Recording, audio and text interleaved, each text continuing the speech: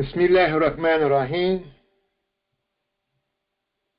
Alhamdulillahi Rabbil Alameen. Wassalatu wassalamu ala rasulihi. Amma ba'du. I greet our listening audience. Assalamu alaikum wa Ramadan Mubarak. Welcome to our Thursday morning, or our morning, every morning during the month of Ramadan, to our Mali Ramadan sessions for students. Every morning, 8 a.m. Eastern Standard Time. It's live on Facebook. We're live on Facebook except for Sunday. And we're on the webinar. To have access to the webinar, you can call in on the phone. It's a conference call on the phone with the number here and the access code. And to get on the webinar to see the screen, to share the screen, go to muslimamericanlogic.ning.com. At the top, you'll see, you'll be on the main page. Scroll down to class information. You'll see my name, and under my name, click on the highlight. Follow the prompts, and that will get you into the webinar, especially on Sunday. For those of you that are not Mali students and you want to join in, on Sunday with questions, discussions, you may join in.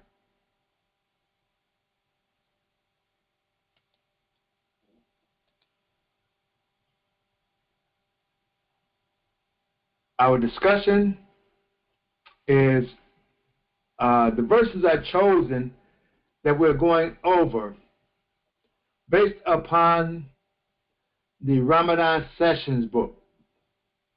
There's a 4-volume set, Ramadan Sessions, that were given by Imam W.D. Muhammad. They have been transcribed and edited. The language have been edited. The book has been edited in terms of the speeches that were given by Imam W.D. Muhammad during Ramadan. It has been edited by Ronald Shaheed. Thoughts for searches. You can email him at rshaheed49@gmail.com to get copies. It's 4-volume copies. Yes.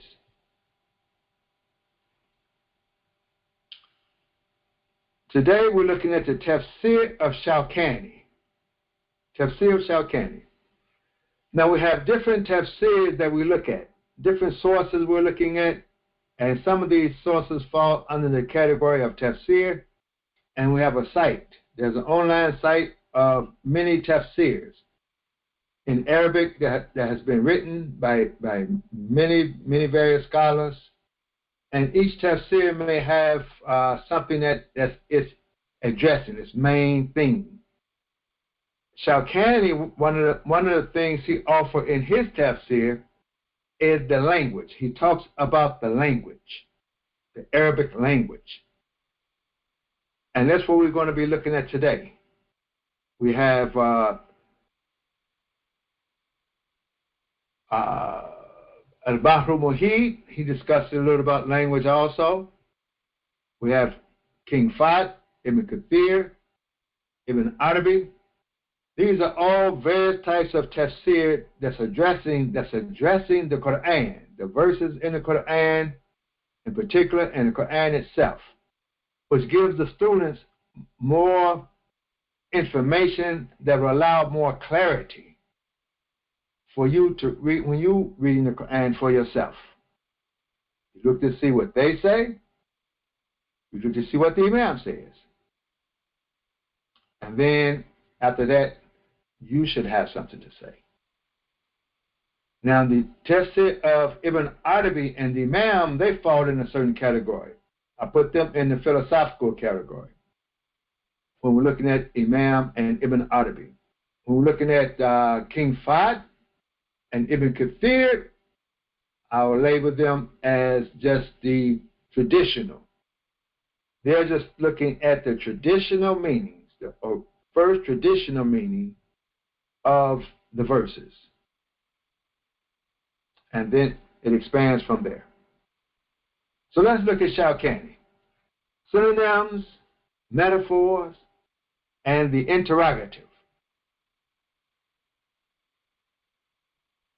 So we begin, Bismillahir Rahmanir Rahim. Qala ya Iblisu, ma mana'aka an tasjuda lima khalaqtu biyadayya astakbarta am kunta min al-alin.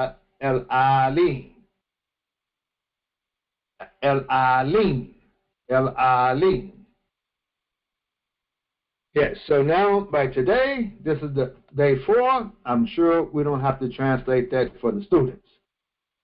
It's for we're addressing the students first, but everyone joins in, and I'm sure everyone can benefit. Now, Shawkani. So far, we looked at grammar. We looked at the grammar. Grammar is a prerequisite. You have to know grammar. You have to know the grammar. It's not our language. It's not a spoken language. We don't hear the language every day with our ears. So therefore, it's not a habitual language. It's not habitual, meaning that we've heard it so much. We just have a habit of speaking. Most of us have a habit of speaking. Some of us go to school. We study the English language. We study English grammar. We correct it with our speech so that we can speak properly. Yes. But much of it's habitual. You hear it, you learn it, it becomes a habit. So the Quran is not habitual. Yes, if we were in a country, you heard it every day on the TV, Quranic Arabic, after a while you'll pick it up with your ears, and after a while you associate it with acts and things, if that was the case, and then so forth and so on, you'll learn the language. So therefore, what I'm saying is that we have to learn grammar. Grammar is the prerequisite. Then, Quran by Quran. Quran by Quran and the dictionary. Those 3 things are prerequisites to what we do after that. You have to learn grammar using the dictionary, the Arabic dictionary, and Quran by Quran. I would make those 3 prerequisites before you get into something like Shawkani. Those are prerequisites to Shawkani, especially grammar and the dictionary. You have to know that before you get to something like Shawkani. Now, you can know grammar and the dictionary and go to King Fahd, Ibn Kathir, and any other tafsirs. Know that first. Know how to use a dictionary and know grammar. They're prerequisites. Okay, now, and what these other sources will do is going to give you added information, more precise information, that will make the reading clearer. You want to read the best you can and with as much clarity as you can from the Arabic text, because it's going to give you ideas. We read for ideas, and it's going to give you ideas. The Quran, in its Arabic text, in its original text, is going to give you ideas that you cannot get from the English language. People study other people's languages because their language holds ideas that the other language does not hold. It expresses ideas that the other language does not express. That's why languages borrow from other languages to express an idea. And it can be expressed clearly from another language than it can from your own language.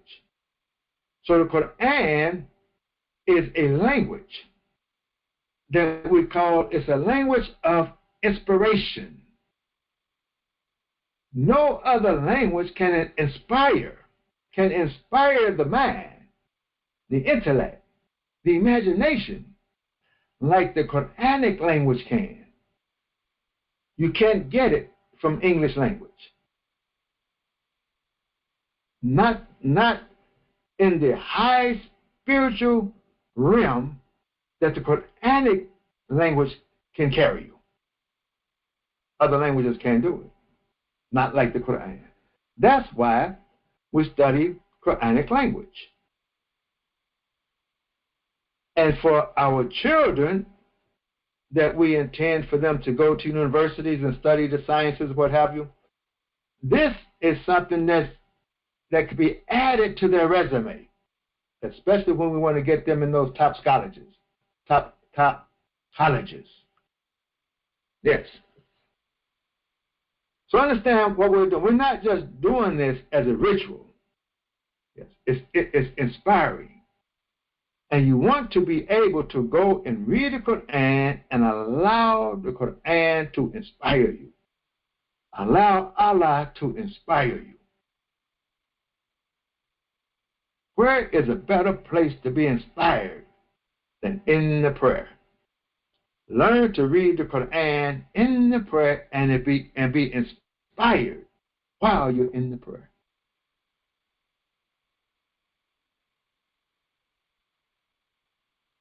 So this is Shawkani.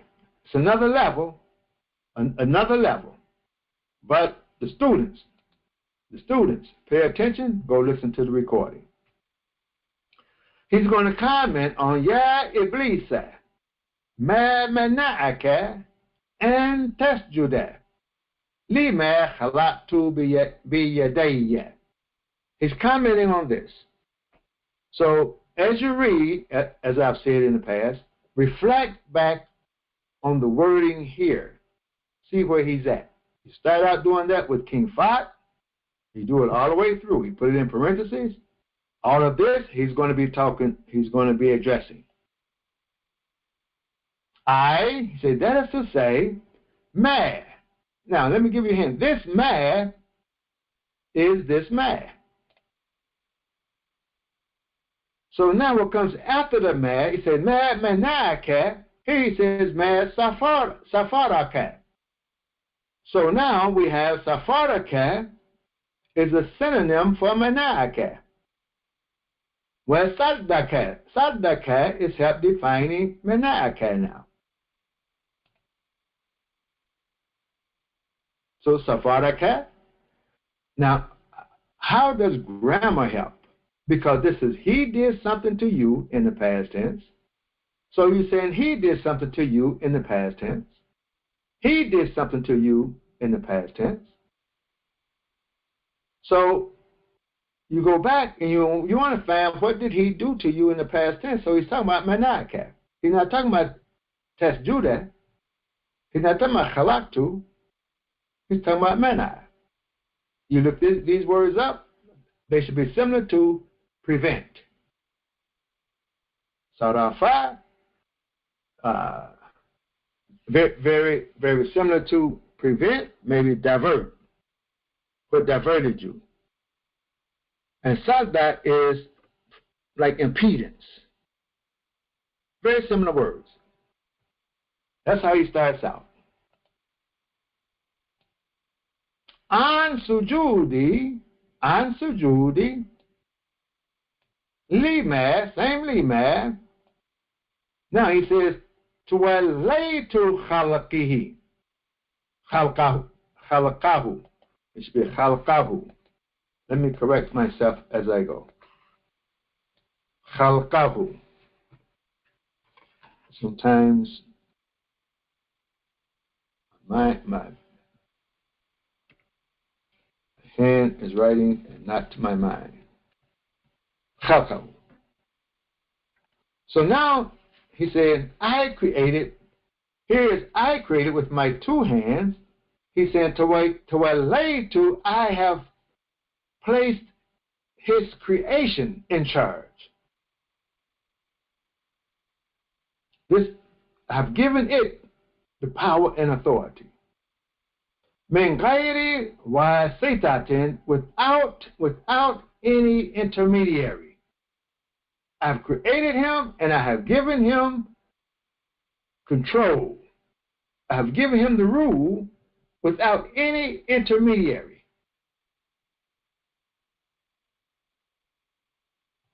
Yes. So it starts with the question mark. You have the question mark here. So the question is mad. What? What prevented you?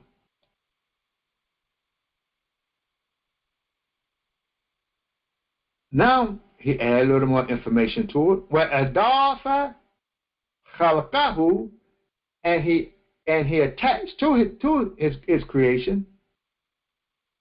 He led nafsihi, to himself. He attached it to himself. Takriman, in terms of honor. In terms of honor to him, was sharifan, honor and nobility and honor, what have you. So he had given that to his creation. Now, let's pause and make comment. If I just go through this with all language, it may get boring. So let me make comments that come to mind, because when I start thinking about where I see it at and what I see, I'm going to pause and make the comments. So Takreem, we know in the Quran, Allah has given every child of Adam Takreem. So the whole human race, everybody, has inherited Takreem from Adam. But now, and Sharif, nobility, generosity,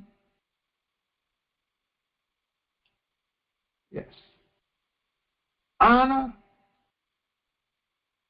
all of the children of Adam have been given this. Yes. Now, the Khalifa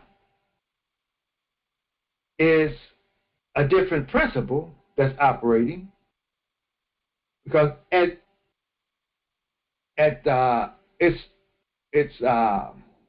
Khalifa is successive. This creation that he's making, first he makes it with clay, but now he's not addressing that clay form. He's addressing another form. It's not the clay body. It's not the physical body that really he's getting the angels to submit to. It's not the physical body. Because remember, he's saying, and wait. The physical body, Iblis is addressing. Iblis is addressing the physical body. And he's saying, you have made me a fire. The outward body. The fire, you made him of clay. I am of a superior substance. I am of a superior creation. Yes, you are, Iblis. Yes, you are, for argument's sake. But wait. Wait until I have breathed in him of my spirit. Yes. Now, what are we saying? And this is in the tafsir of Imam W.D. Muhammad. What is he saying? He's saying that, yes, that creation, you may see yourself greater. But I'm going to bring a new creation. Put him in a new creation. Without any intermediary. Yes. No, it's not going to be from mud. It's not going to be from the earth. It's not going to be from fire. It's not going to be from those substances that you're addressing. I am going to bring about a new creation. I'm going to bring him into a new creation. Bring it into a new creation, then bow down. Then submit. You should just submit and not think yourself higher, which we're going to get into, just by the magnificent work that you see, the creation that I have done. That should cause you to fall. All the angels, all of you, should fall in submission, not to the creation itself, but to me.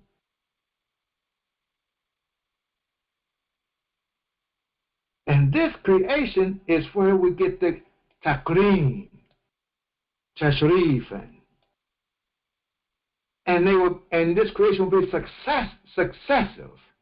One will follow the other. One generation follows the preceding generation in terms of Khalifa, showing rule in the material world. It's not Harim, Sharif is in all of them. That principle is in all of them, and it should not be denied. Honor and dignity should not be denied to any human being. However, within the realm of the human being, in its variations, let's say cultures and peoples and groups, the Khalifa arise. Yes. One day, the Khalifa can appear in the African man, a representative of all man, but he's in the African man. He's leading the world in the sciences, in the knowledge, as Khalifa of the material world. He's advancing, showing his rule in the material world ahead of all other man. Then it switches to the European man, to the German, then it switches to the American, then it switches to the Japanese. It switches. One follows the other. This is Khalifa, principle of Khalifa. So it may not be visible. All of us have the potential of Khalifa in us. But we all have in us Taqreem and Tashrif in this creation that Allah has brought about. That second creation. In the Bible, it talks about the two creations. There's one creation that was on the sixth day. He created man on the sixth day. Then he created man again when he created Adam. Adam is the second creation. Now we attach both to Adam, the clay and the spirit, the spiritual creation. When he blows in the spirit, we attach both to Adam, but the true Adam, the real Adam, the one that we are to respect, is that second breath. And we can continue to get that second breath with from the inspiration of the Quran read in its original language.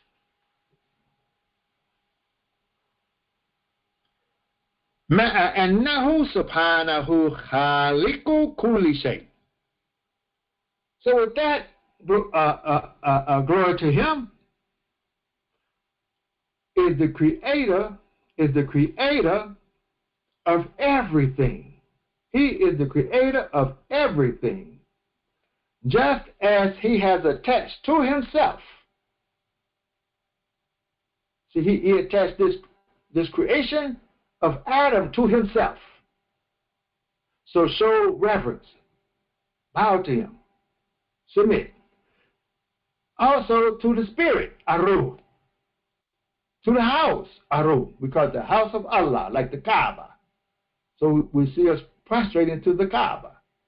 The Naqada, the she-camel, the Masajid. These are all in their outer form, except for the spirit. We see this creation,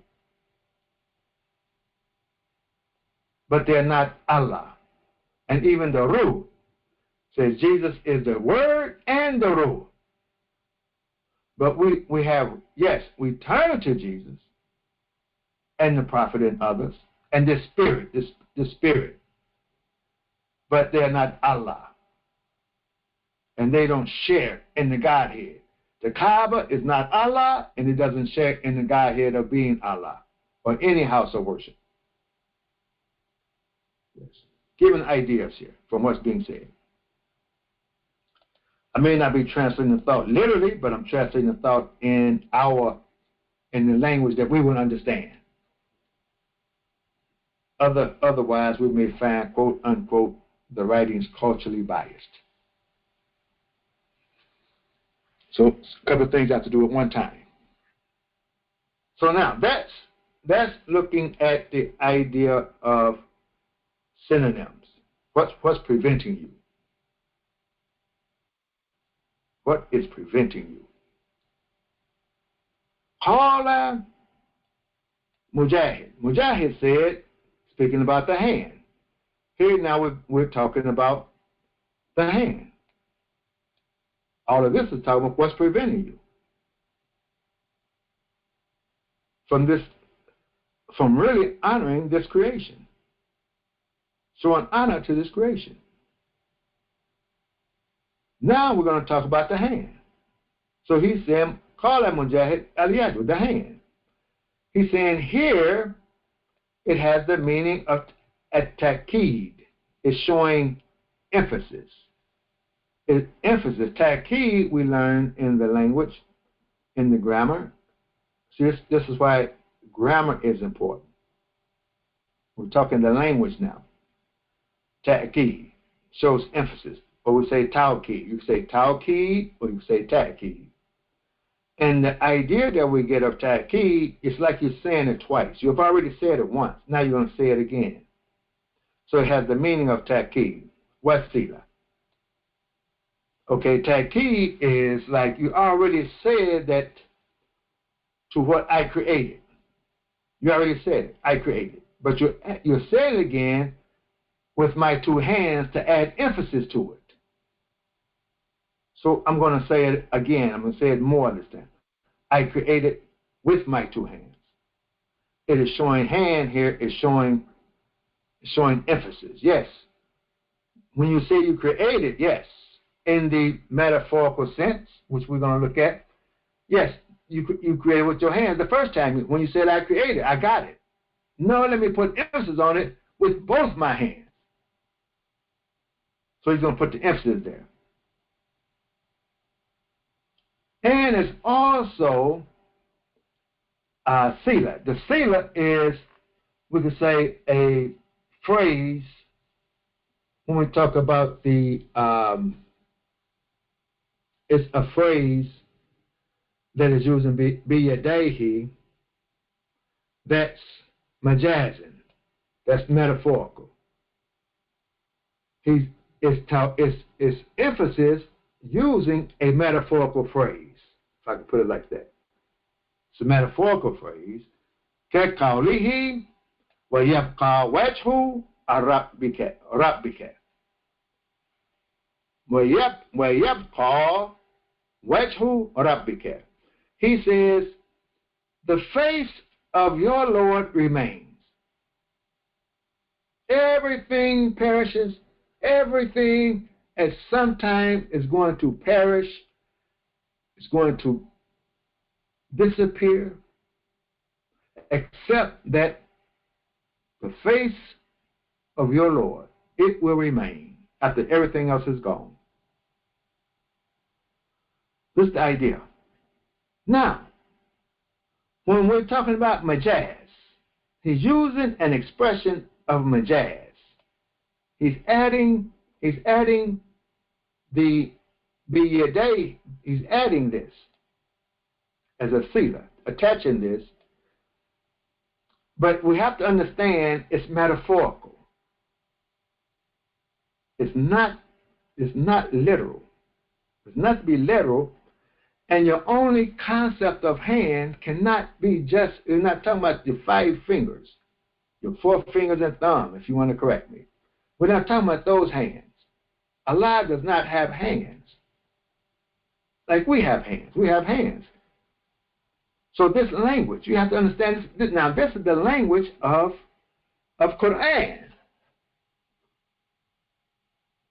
Now, listen very carefully. If we read this by itself, no tafsir, without tafsir, we read Yabqa wajhu, the face of Allah, the hands of Allah, the face of Allah. You're telling me, then you would think the first picture you're going to get, because of the way you come into the Quran and the language and environment that you come from, if you're not coming from a highly educated environment, then the language environment that you possibly are more likely to be coming from is that when you see hands, the picture you're going to get is a picture of two hands.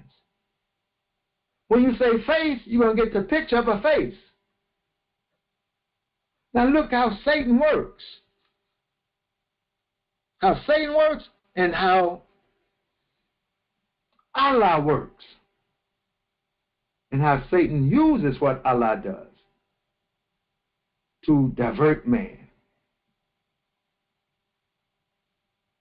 He'll give you a picture of a human being and say that human being is God prior to you reading the scripture. You have that concept in the environment already. Embedded in your mind. That when you read this, the hands and the face, you're thinking that your Lord has a face, like you have a face, because you've been given that picture already. It has been presented to you as an article of faith in religion in a pictorial form of God. Not only that, the picture you're looking at looks just like the man who dominated you, holding you in a position of slavery, subservient to the one that looks like that picture. You have no other concept but that. So when you read face, that face will come to your mind. Not any face, that face. When you read hand, those hands will come to your mind. Not any hand, those hands. It'll shoot up in your mind. Yes. So now, one thing we have to do is remove that picture from the environment. Remove it. Take it off the walls. And many have done that. Now, we got to get the picture out of your mind. It's still in your mind. It's still on the walls of your mind. We got to take it down from the walls of your mind. Talking to the Muslims first. They're the ones keep bringing the picture back up, thinking that they're getting rid of the picture. You keep bringing the picture back up. Where are you getting that picture from? You got it in your file? The files of your mind? Or do you have it on your computer hard drive to pull it up? Take a look at it. Yes. So now, that's number one. Number two, if you read this Quranic scripture by itself, and you have that kind of mind, you're going to say God has a face. You're going to say the religious Muslim, the one who's so religious, so scholarly, he's going to say that's shirk. Because you're saying God has hands, God has a face. You're committing shirk. Because according to shirk, you're not to have any anthropomorphic expression of God in any form.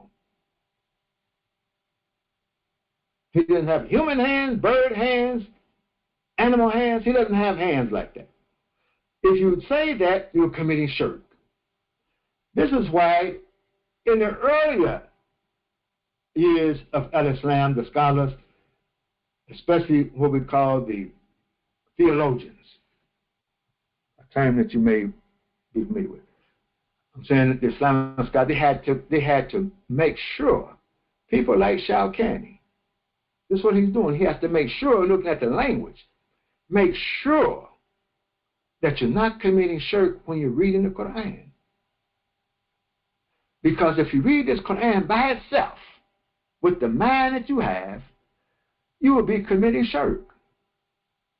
And you will attribute the shirk to Allah himself. The same as when you say to me, and more than one have said it, oh, I see you teaching Ibn Arabi. Here's a high scholar, a high thinker. He's not just someone off the street. Ibn Arabi is not some average Joe. Even M.W. Dean Muhammad. He's not an average Joe.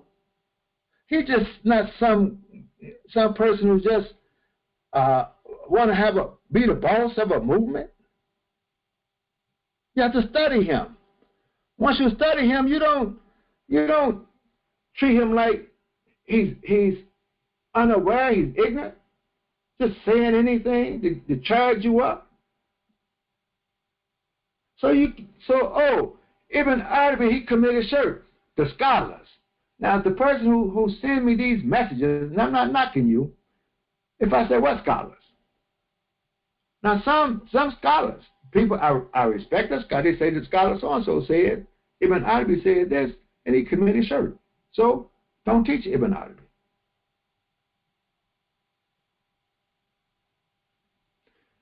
Now, would I think that a man like Ibn Arabi is committing shirk?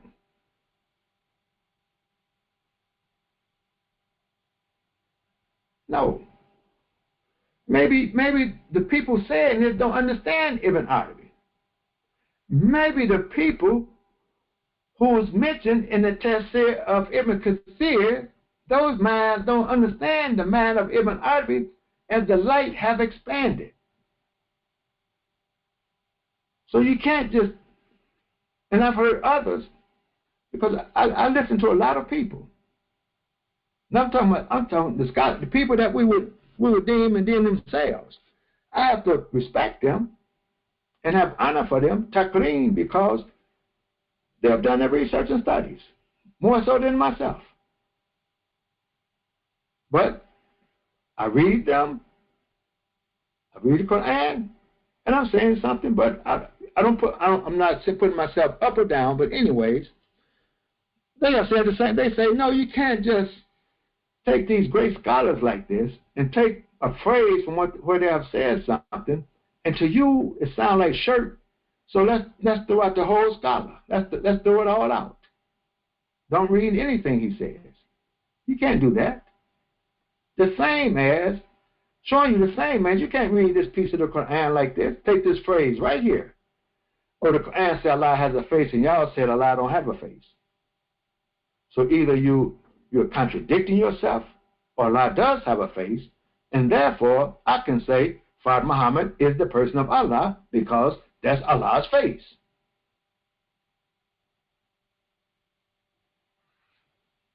Yes.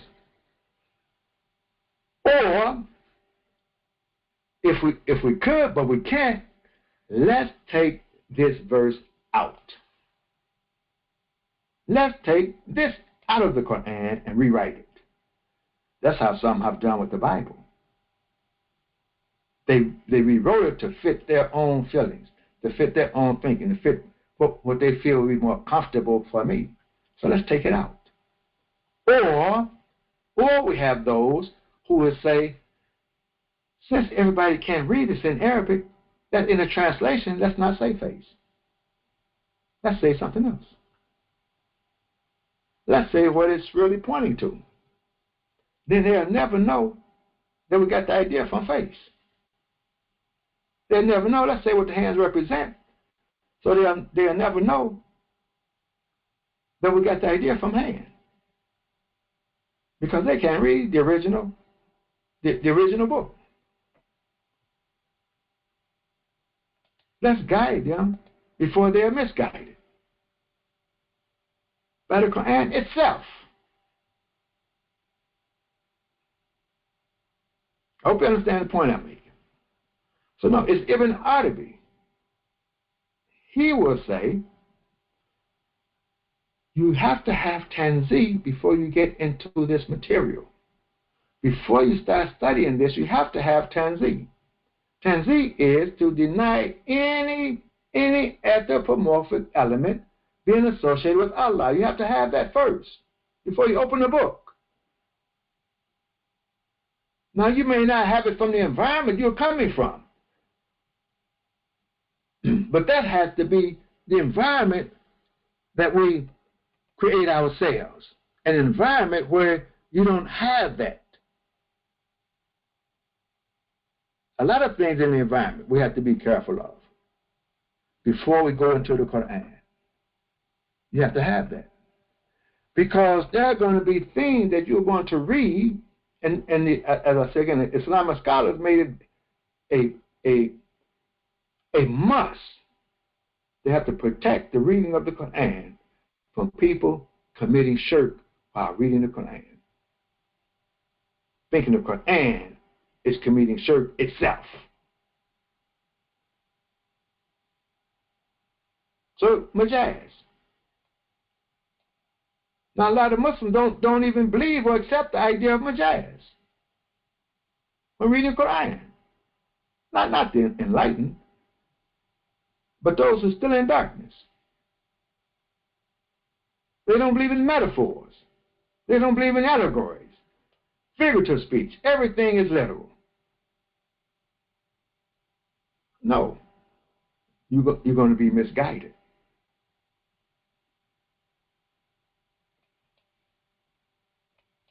So yes, majaz. So Imam W.D. Muhammad, outside of the group, they don't study these people. They don't study them and say, this is what we find. We just find a phrase, we can say, oh, okay, see, I told you this ain't no good. Throw it out. So that's how people argue. If they can discredit your source, then they're saying you can't use your source in the discussion, in the argument. Let's discredit the source. So you have some people, they are going as far as let's discredit the Quran because you can use that in your argument against the Hadith. And some will say let's discredit the Hadith. Be careful. Look how you all are talking. Let's discredit the Hadith, and in that way, we don't have to accept the Hadith because we're going to discredit all Hadiths. So you can't use the Hadith now. Let's discredit Ibn Arabi. You can't use him now. Let's discredit Ibn Kathir. You can't use him now. So you read the book about the people who have written commentary on the Quran, and every group curses the group that follows it. Yes.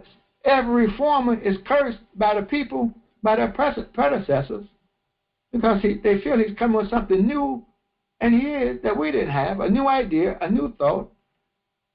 So they have to discredit him so you won't accept anything he says.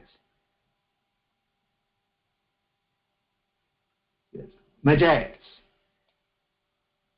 If you read this by itself, you may go, so now what do we do? Let's look at what others have said. We read it ourselves. We see what it says.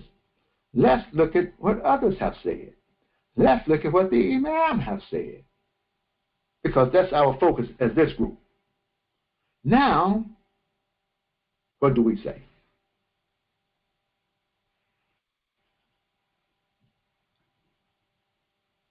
That's a very important point I wanted to make today.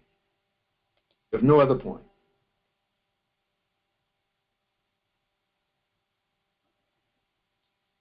وَكِيلَ أَرَادَ. biyadi. And it is said that he intended by hand al-Qudra. Al-Qudra is intended by hand, meaning power, showing power, control. Yuqalu mali bihadha al-amri yadu. So it's saying that the hand, when you're saying that I did not have a hand in this. That's what you're saying here. You're saying I did not have a hand in this. He's showing you figurative speech, majaz. And majaz majaz is one of the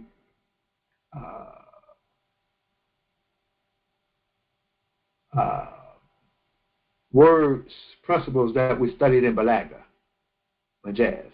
There's a section on majaz that we had in the Balagha class. So that's why here you see how he's dealing with the language. So when you say in the speech, in man's speech, when he says, I had no hand in this, that means I had no control over this. I had no power over this. I had no hand over this. Or my two hands. I didn't have two hands in this. That means kudra. That means I had no power over this. I had no control over this. So he's showing you in the speech the idea of hand. Just like other parts of the body is expressed in the Quran, the hand here is talking about control, power. Now we go study Imam W. Muhammad. He'll say, yes, the hand means control. It shows control. The hands is my delicate work. So your most delicate work is done with the hands. So with he could be saying, I have done this with this is my most delicate work. I did with both my hands. It wasn't through causation. There was no intermediary. It was not based upon causation. I did it directly with both my hands. See, one hand can suggest intention, and one hand can suggest causation. But there was no intermediary. And there was not even a pattern. There was not anything else created as a pattern to base this creation on.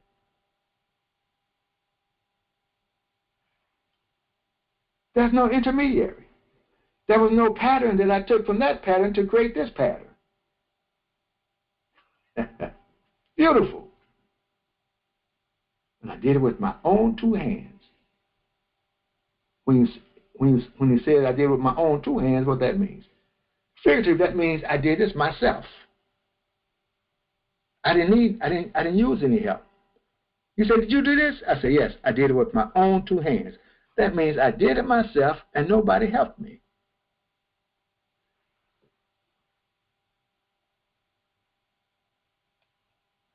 Also, it is said, the idea of two, using two in hands, is to indicate that it was not by strength or power.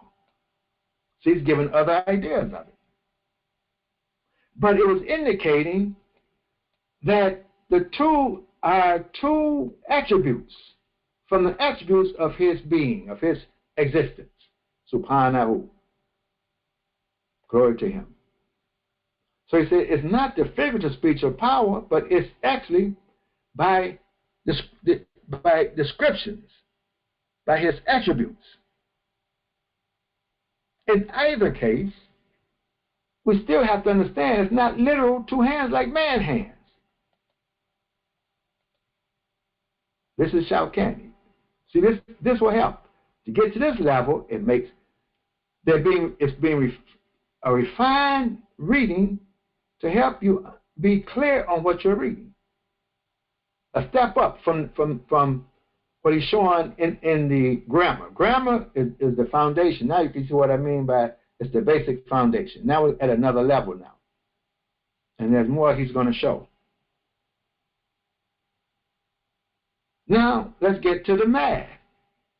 When he's saying, Lee mad, he puts it here. He puts it here so you can see. He's going to comment on when it says Lee mad halatu. And in the first reading that we get, Lee mad is to what? I created. To what? So, and we're going to be, he's talking about the mad now. This mad here, it could be, it's masdaria, meaning like it's a internal noun, or you could say a mausula, or a relative noun. Because, now, remember this. When the Quran is a book that was orally spoken. It was orally given from the mouth. Muhammad the Prophet was given the Quran, and then he spoke the Quran to the people. He gave it to the people, speaking to them, not writing it down and handing it to them. There's a verse in the Quran, so he did not take it and write it with his hand. Muhammad the Prophet didn't write it with his hand, with his right hand. Meaning that, now, we're talking about his right hand. It's not his right hand, meaning that he did not consciously write it down, erase, oh, I made an error, I misspelled a word. No, he didn't write it with his hand. He gave it to them orally. Now, they're hearing it in a form of speech. Now, the scribe, he's writing it down, but when they first wrote it down, they didn't have these vowel marks. There was no fatha, there was no kasra, there's no sukun, there's no hamza when they first wrote it. Now, they put the marks on. Now, some of you may not be ready for this level of study now. I'm just saying. Don't write a lot of notes. You may not be ready for this. Be a student. We all are students right now. Don't already know. Don't come. You can't come to Mali, I already know. If you already know, you don't belong in the class. Just keep going. If you're a student, be a student. Be curious. Investigate. Study. Don't come with the attitude, I already know. Now, it says, Limad. So he's telling you, he's being very particular about it. It is Masdariya or Mausula. That's why you read it. This li here, if I wrote it without, let's look at it without the marks to give you an idea. Let's take the mark off. So if I take the mark off,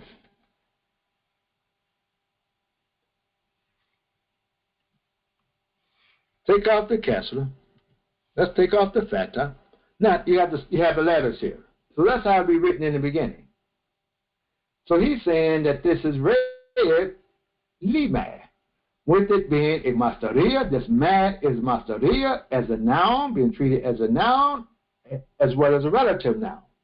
And khalaqtu would be the relative phrase. What? I created. It's telling you what the ma is.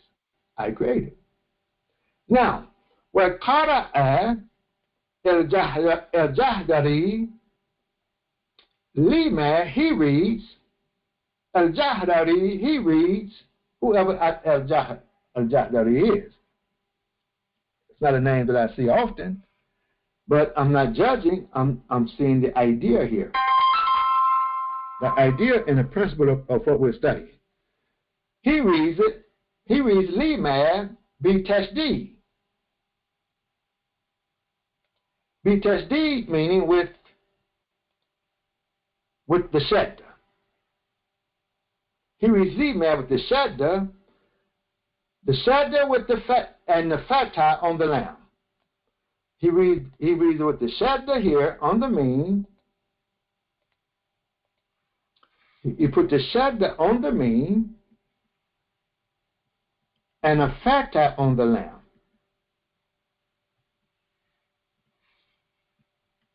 He put the factor on the lamb. Same letters.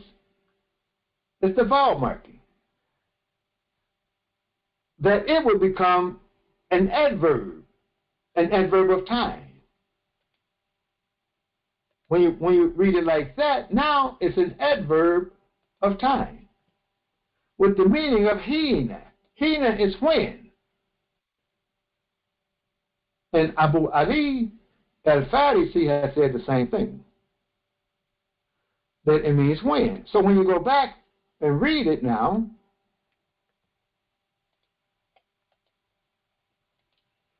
it's kind of half-spitting. That's what I'm saying. This is good to have. You don't have to have it. It's not a prerequisite. But it's good to further the clarity of your reading, as well as know the arguments and know the philosophy or the logic that comes from a person is thinking or writing from the Quran. A lot of books that we read, books by Muslim, Islamic books, the author, he's reflecting from the Quran, but he doesn't tell you that always. So when you're reading a certain body of knowledge or following a certain trend of thinking or logic, it'd be good to know where the person is coming from in their reading of the Quran, because it will show in their logic. So here you're saying, to what? So you say, what prevented you that you prostrate to what I created? The other reading would be, and what prevented you from prostrating, or that you prostrate, when I created. To what I created or when I created. There's a small difference there, yes. But whichever way you choose, your logic will follow that way. From what I created to when I created. Yes. And you can follow the pattern of logic of each reading. This is what Shalkani is showing. This is what we mean by language. This is what he's showing. It's good to know that. And there are other readings in the Quran that's discussed. So when you're reading translations, which idea did the translator use in his translation? When someone is saying something from Islam, what perspective of the Quran are they coming from? What verses are they coming from? What part of it? What logic are they coming from? And some people base schools on these ideas. And some have the law. If you follow the school in one thing, you have to follow that school in everything. You have to stick with that school in everything. Not necessarily, but I'm showing you. So that's what he's saying here. That was the man. And also, keeping with the language, that be yaday could be read, instead of be yaday yet, it could be read be yadi. Be yadi would be with my hand. It would be in the singular, with my hand instead of my two hands. If we read be yadi. Let's go back and look. I want you to see it. Your mind may not be fast enough to catch it. So here he's saying, instead of saying be yad, instead of putting the factor here, we put the kasra here, and we don't use the shadda. We don't put the factor there. We say be yadi. Be yadi. Now it says with my hand. Be yadi, with my hand. Now it's with one hand. That will make a difference when we have to interpret hand, what hand means, And in our logic of interpretation, when you say in one hand, that's different than when you say in two hands. It will show up in your logic of interpretation. So now we know that some will say hand, some will say two hands, and you will say, well, it's written two hands, they can't change it. The Quran is the same, it's been the same ever since it was written down, and so forth and so on. And if you don't say two hands, you're out the box, you're out this. You're not ready for this discussion.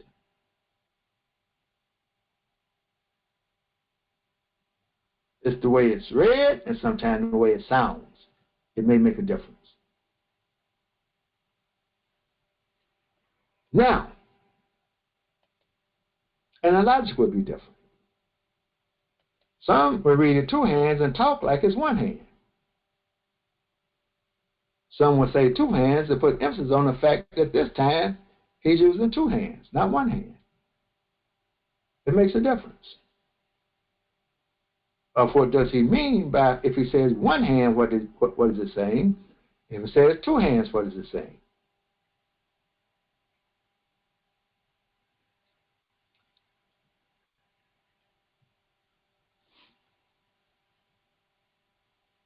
Now we get to Estekbarata. He spends a little time on this. Estekbarata. Because remember the question is, before we get into what it means, what is it saying? What is the Quran saying? Yes. Qara'a al-jumhuru bihamzati istifham. So now, when you say jumhur is the majority, the populace. The majority, the populace, they read Estekbarata as istifham. Istifham means that this hamza here. See, you have to remember there was no hamza in the beginning. You have the aleph. And if this is in the past tense, form 10 in the past tense has an aleph there. Istekbarata. You have to say this aleph to pronounce the sukoon here, and it would just be for the past tense.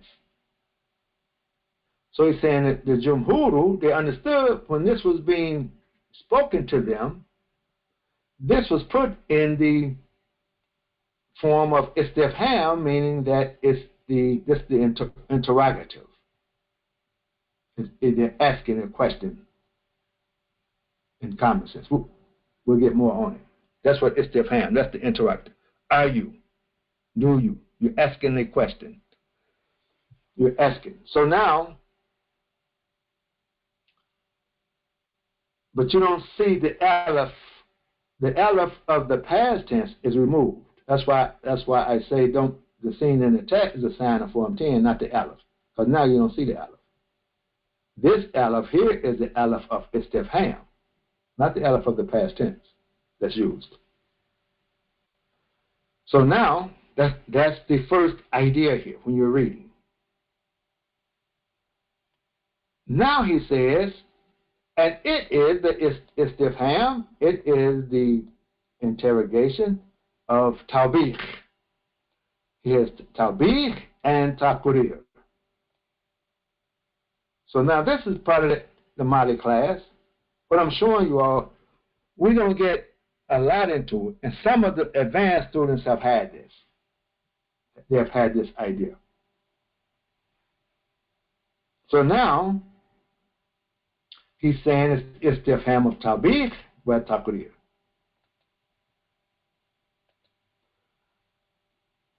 These are two principles we studied in Balagha. We had the Balagha class. It was taught by Imam Jihad Safir. We borrowed him as a teacher for a couple of years. He spent more than 2 years with us, with Balagha. So let's go, let me show you to remind you. I pulled it up. Tawbih and taqrir. Because he's going to discuss it somewhat. let's see, where is it at?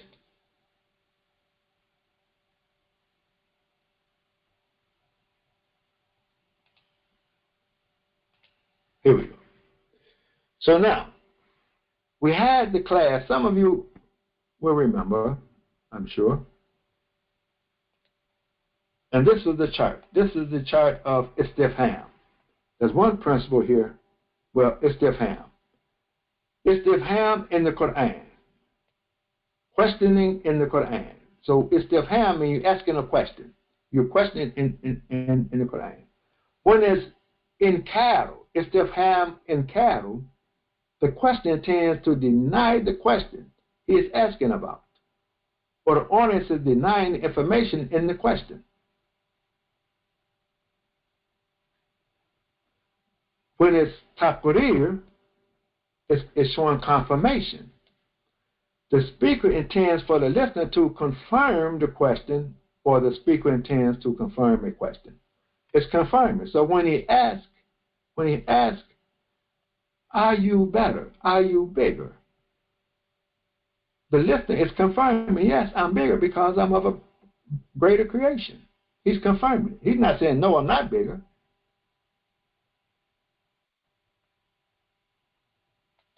Then he also has his taqrir, he says, and his tawbiq.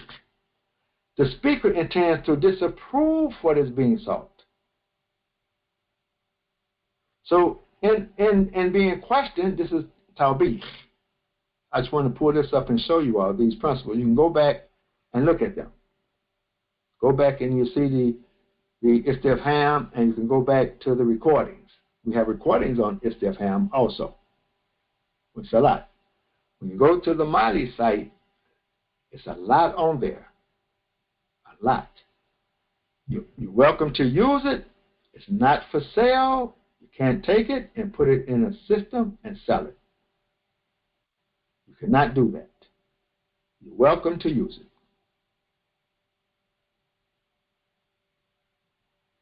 So, yes, we've done a lot in Mali over the years. We've presented a lot, and you can see where we're at now. Some of you can see I'm talking to a group of students, Mali students. Now, there's some beginner students, they're not at this level yet, but there's some advanced students, they're at this level.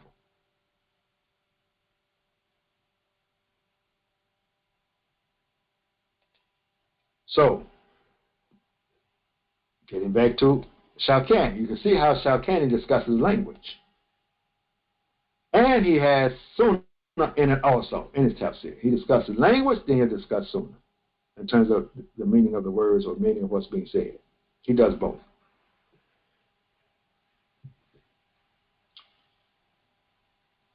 So it's tawbih, means reprimanding, and it's also confirmation.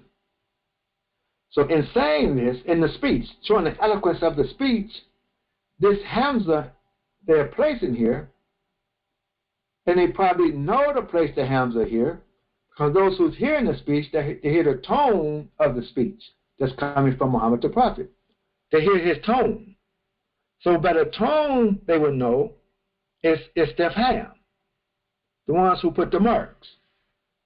And Ali was amongst those who put the marks. At first, the first set of Qur'ans went out, they didn't have the marks. They didn't have the vowel marking. And they found the people were misreading the Qur'an. In misreading the Qur'an, or they may give the wrong tone to show the misreading and understanding of it, so they had to bring all the Qur'ans back in, put the marks on, and didn't allow those Qur'ans to go back out without the marks. Now, you will find in the study of Qur'an that basically there are two well-known sets. The marks are not exactly the same. The letters are not exactly the same. The lettering, meaning that they may, instead of putting the dot on top of the fa, maybe they put the dot under the fa. I'm just giving an example. They may put the dot here instead of here. Where they put the dots may be different. But the meaning of the Quran is not lost. they may read it different ways. It may be read different ways. And we know of the hadith where Muhammad the Prophet, peace be upon him, is saying that there's 7 readings. What are they? I don't know. But there's 7 readings. They're not just one reading. Because of dialect and what have you, there are other readings. But this writing doesn't change. The lettering doesn't change. So this Hamza is now what we're discussing it now. This Hamza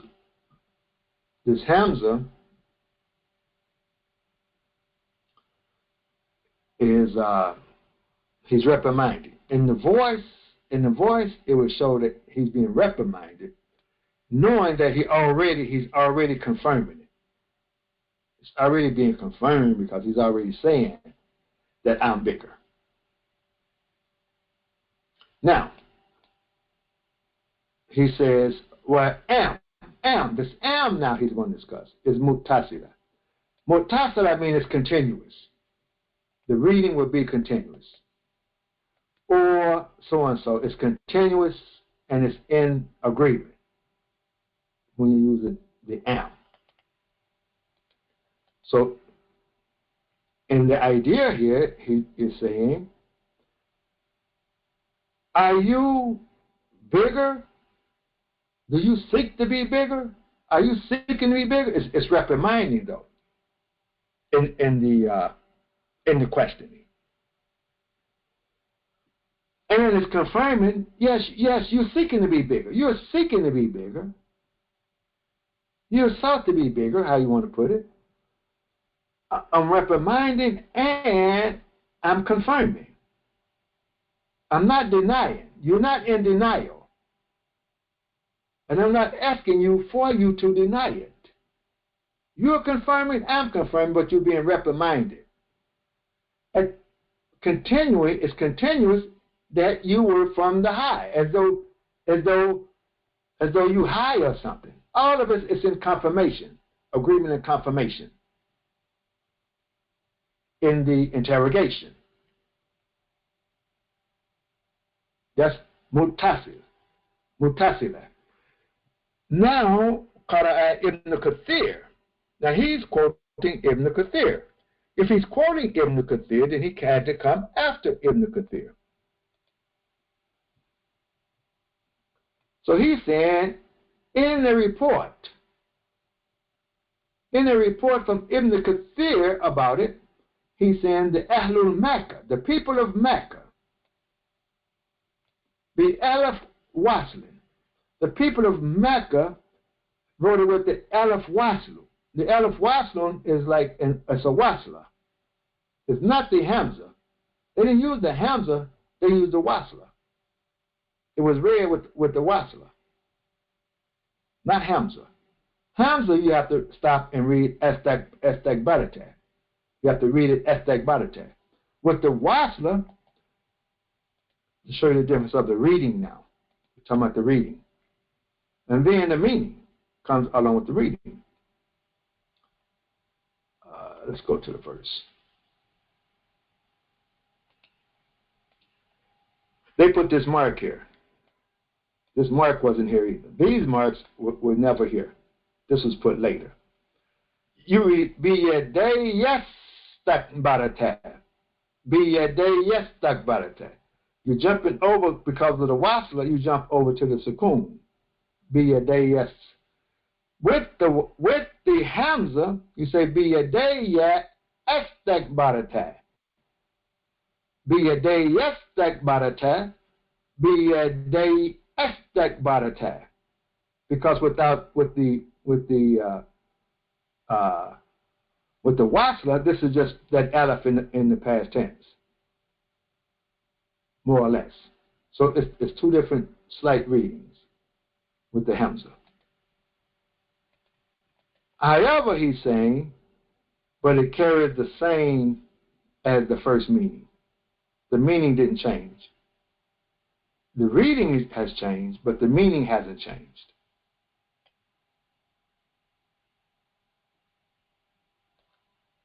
That's with the Aleph. And it's permissible that it's with that istifham is muradan. It means it's with desire.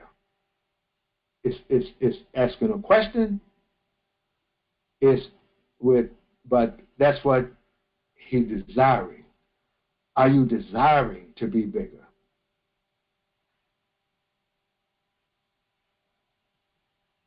And it also agrees with the first reading. That's what he's saying. Speeding up a little bit. And, or it will carry that. It will be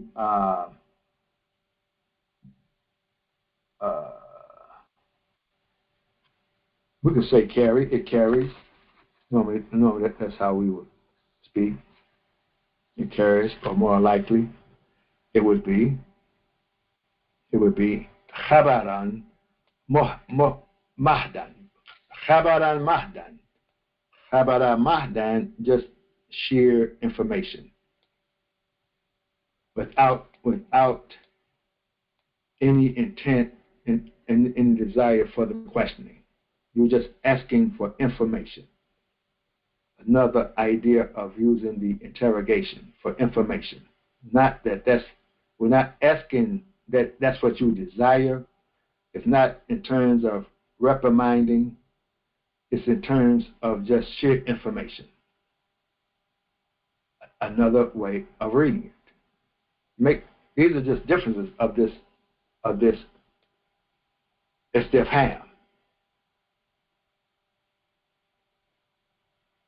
Thus, the am would be munqata'atan. If you read it that way, the am would be discontinuous. When you read it with reprimanding, let's say, or with confirmation, the am is continuous. It's all together. Now it's discontinuous. There's a cutoff between the two expressions. With the meaning of istiqbalatah and sujud alladhi amaratu bihi, so you're saying the meaning is now you are seeking to be big about prostration to that which I've commanded. Or are you seeking to be big, which I commanded, and there's a pause?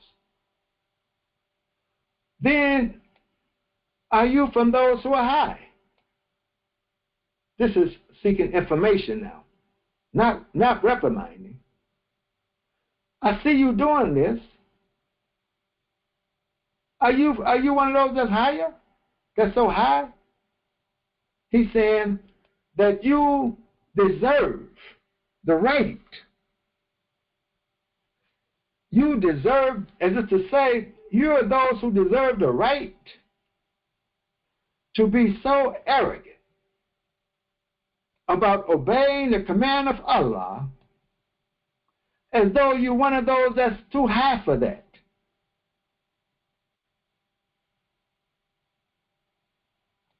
You're too high for it.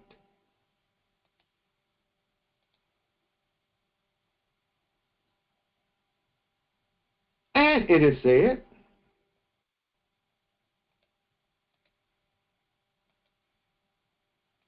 the meaning is istiqbalatah an sujud al-an, meaning, are you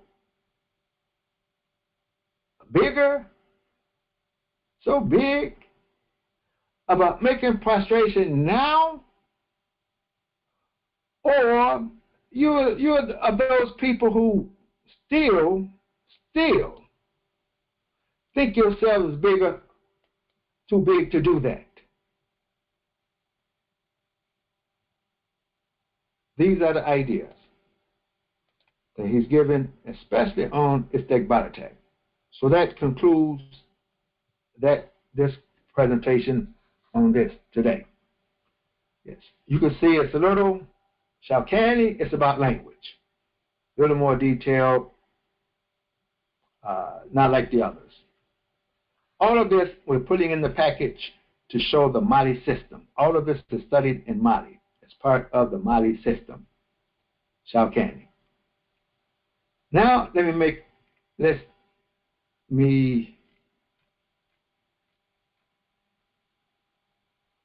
see. I thought I had something up here about the conference. We have our conference coming. So look like I have lost the information, or I put it in the wrong place. Yep, I must have lost the information. We'll talk about it tomorrow. We have our conference coming up, the Mali conference. We'll talk about it tomorrow. So that will conclude today. I thank you for coming. Alhamdulillahi Rabbil Alameen. Assalamu alaikum.